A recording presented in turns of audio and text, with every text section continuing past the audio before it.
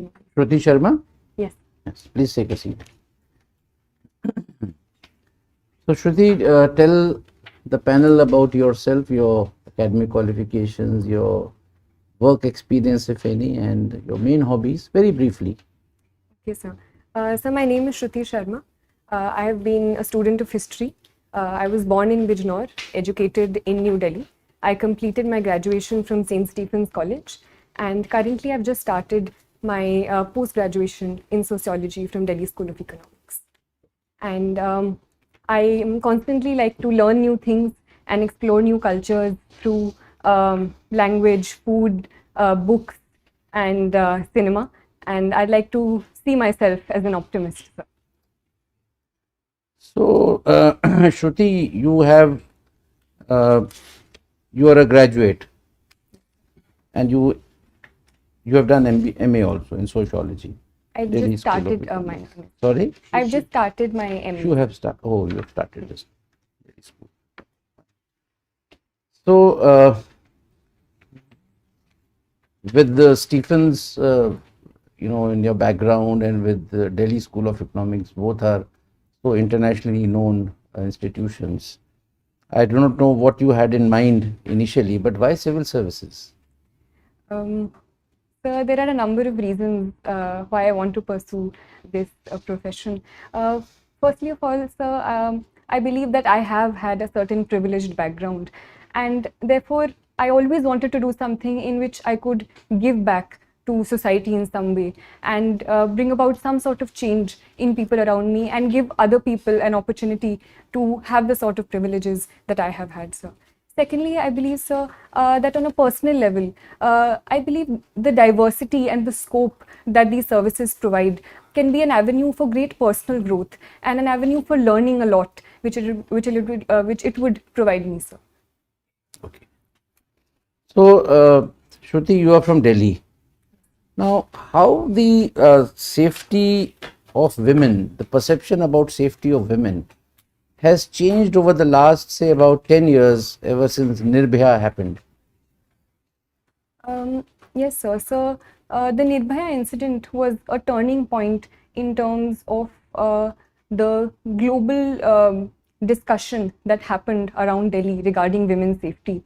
So, in a sense, it was a turning point, and a very bad incident set the precedent for a lot of good steps that were taken post that time period.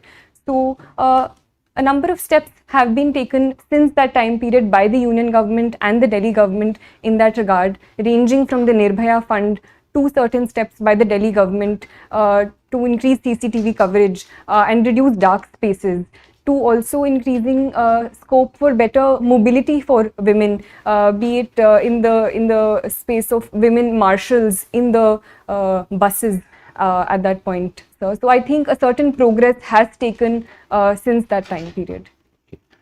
Shruti, have you heard of a matter going on, Hindu minority status? Uh, yes, sir. So I just recently What is read the in the issue, news. if you can just throw some light? So, in the limited knowledge that I have currently, sir, about the topic, it is about the authority of the state versus the center in deciding the status of minorities with respect to religion.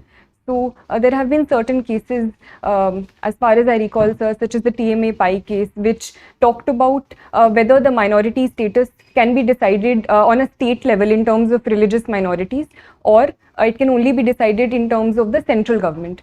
So I think that is the issue. No, but this is primarily related to Hindus being given minority status in those states where they are in minority.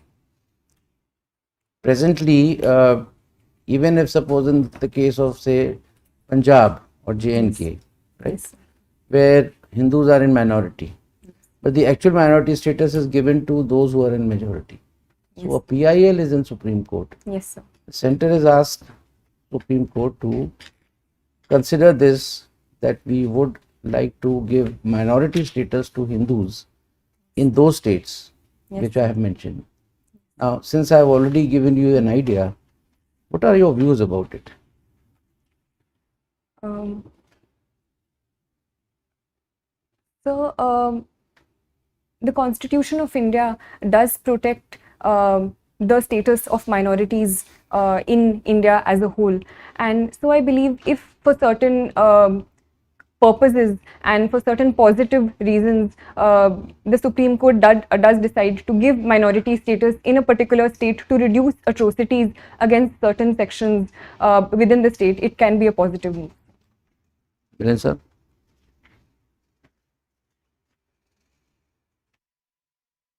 Question, I'll take it on.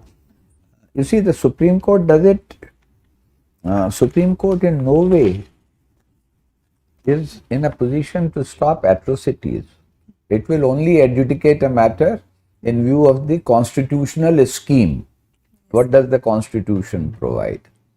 So how do you think it would stop atrocities on minorities, religious minorities at that?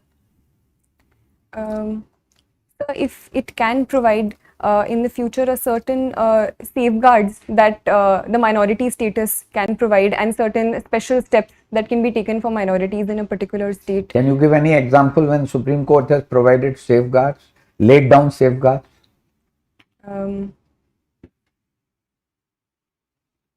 You heard of Vishakha's case?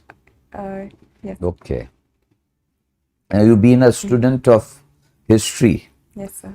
Who do you think, whom would you rate as a foremost historian of the later Mughals period? Who are later Mughals? So I would say the period after the so-called fall of the Mughals or the decline of the Mughals, so post Aurangzeb, so would possibly be regarded So you as the think later Mughals. Beyond Aurangzeb are the later Mughals? Yes, sir. So which are not considered so high and mighty in the course of their achievements. Okay. Recently, there has been a talk. Certain people feel that there is a need to review and rewrite India's history. What is your take on that? So I personally believe that the writing and rewriting of history has been a continuous part and parcel of history since time and forever. And I believe rewriting of history is always a positive step. But at the same time, I believe this rewriting should be based on certain facts that history recognizes and the range of sources that history as a discipline recognizes. So if the rewriting is done in that regard, it can only lead to more positive debate and discussion in the long term. What do you understand by Warsaw Pact? So the Warsaw Pact was a pact signed in 1955 in the context of the Cold War, led by the Soviet Union. It was a security pact formed in the context of the formation of the NATO and an opposition to the NATO, sir.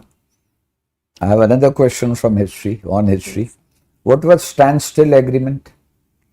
Sir, I can't recollect at this point. Okay. In your resume, I found that you took part in parliamentary debates. Now, how are the at school or college level debates different than parliamentary debates? Sir, in college there are a number of formats of debate we participated in, ranging from parliamentary debate to conventional debating to turncoat style of debating, and there were a lot of variations there. The structure of the debate is a 3-on-3 format. So while certain positions were the same, such as opposition, leader of opposition, there was a whip speech as well. But I believe the parliamentary debates at school were on a particular topic. They were more structured and within a certain time limit, sir. As compared to parliamentary debates in the parliament, I do feel that sometimes they are quite long and are not in a point-to-point format as we discussed in school and college, sir. One of your pastime or hobby is exploring word cinema. Now, what is exploring word cinema? What does it involve? How do you explore it? So the reason I chose the word explore is because I am no authority on world cinema, and I like to see and look at movies as they come to me, and as one leads to the other. So ranging from Iranian cinema to cinema of Hong Kong. You are not a student of languages. So other than Hindi and English, what language do you know? Sir, I have tried to learn reading and writing Urdu, so I know the Urdu script. I like to learn a few phrases here and there from my friends who are from different states. So you will explore world cinema from subtitles, is it? Sir, I believe world cinema is more than just dialogue. The very vocabulary of filmmaking and cinema, I believe, does not necessarily need language to convey it. Sir. So I think that is my interest in world cinema. And subtitles, obviously, sir, help me understand the story better. Have you heard the term soft power? Yes, sir. What does it imply?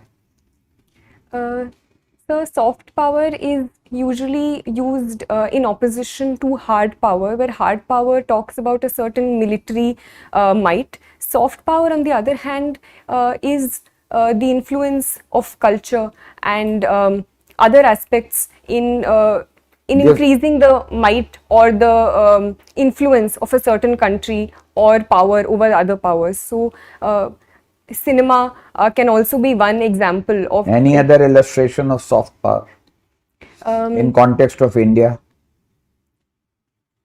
So India's cultural outreaches, for example, yoga and international and celebration of the International Yoga Day across the world can also be an example of India's soft power. Okay, thank you.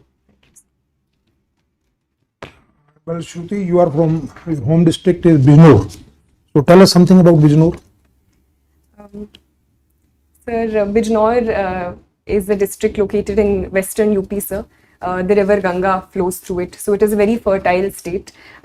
Sugarcane being one of the major crops of Bijnor, and therefore sugar mills and the sugar industry is also very well developed, with 5 of the most largest sugar mills located here. In terms of historical importance, the place Vidurkoti is associated with Bijnor.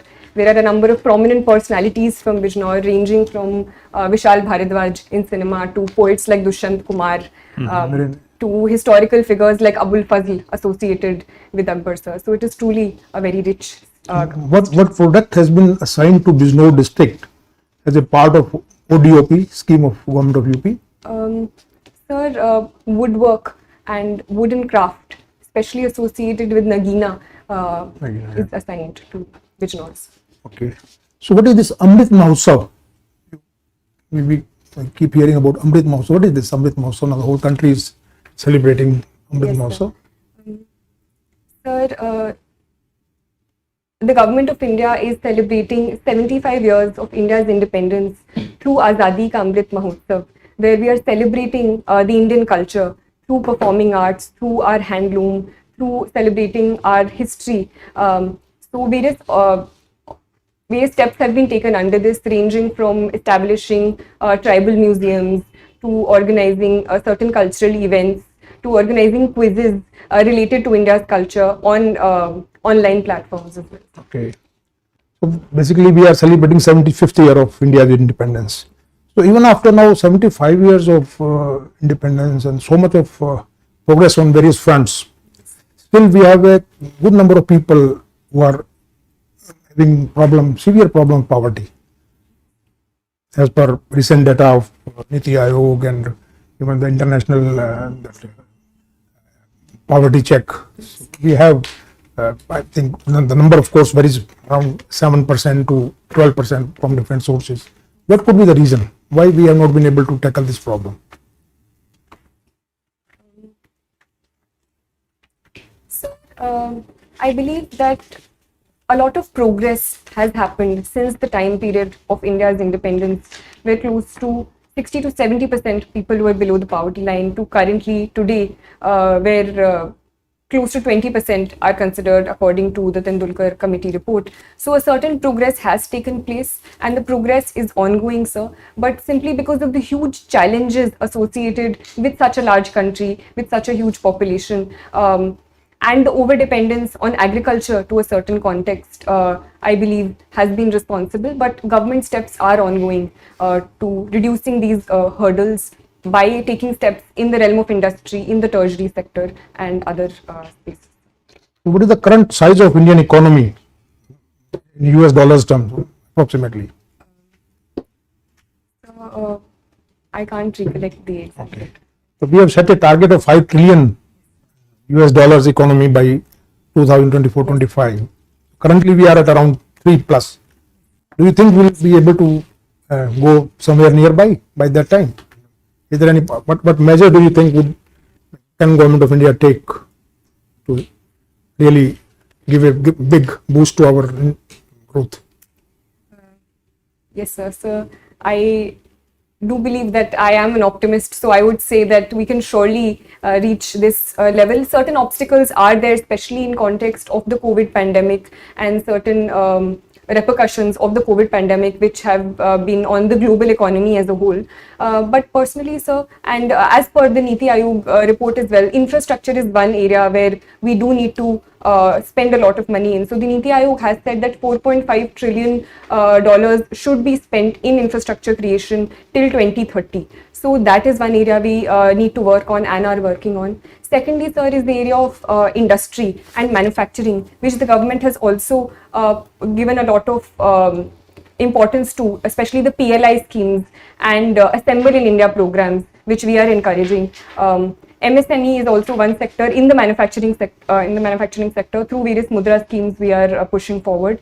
Thirdly, sir, is agriculture, because more than 50% of our population is dependent on agriculture, and unless and until we tap on that front and diversify and add more value-added products to agriculture, that can't be done. So in that context, giving importance to food processing industry is important, and bridging the gap between the farmer and the market through technology is also one step. So what is the scheme for basically promoting this food processing industry launched by the government of India? So there is this scheme, I can't recollect the name, but it PM-KSY. Pradhan Mantri Kisan Sampada Yojana. So in your opinion, which is the very significant public policy initiative in the last couple of years by government of India, which has done really, in your opinion, has done really well? Sir, I think in the light of the COVID pandemic, the PM Ayushman Bharat Yojana has been very instrumental in expanding the public health infrastructure across the country and providing affordable healthcare to most sections of the population. So in your hobbies, you have mentioned practicing yoga. So you do it every day, or? I try to. Okay. So recently one very important development has taken place with respect to traditional medicine. Are you aware? Last 1 week only, and something to do with WHO, the traditional medicines. I'm sorry, sir. Because we are establishing the first WHO center on traditional medicine. It has been approved. Okay. So now, as civil servant, what do you think that you will be, with your knowledge, with your experience, with your education, how do you think you will be fitting into that view of civil servant?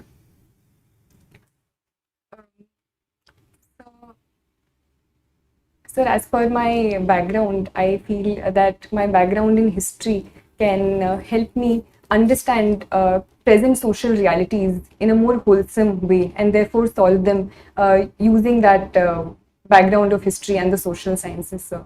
So firstly that. Secondly, sir, I believe I think I do have an ethic of dedication towards my work and personalized work ethic, where I am able to stick to deadlines and perform work in an organized manner. So that I think can help me, sir. Thirdly, I believe, sir, that I like to work in teams, and I have good interpersonal relationships with people around me, and I have been told so. So that also I think can be an asset. So have you any experience of working in a team in your college or university days? Yes, sir. I was in school. I was in the student executive, and I was appointed as the secretary of cultural affairs. Okay. So we organized all school events and participated in and organized all the events during the entire school year.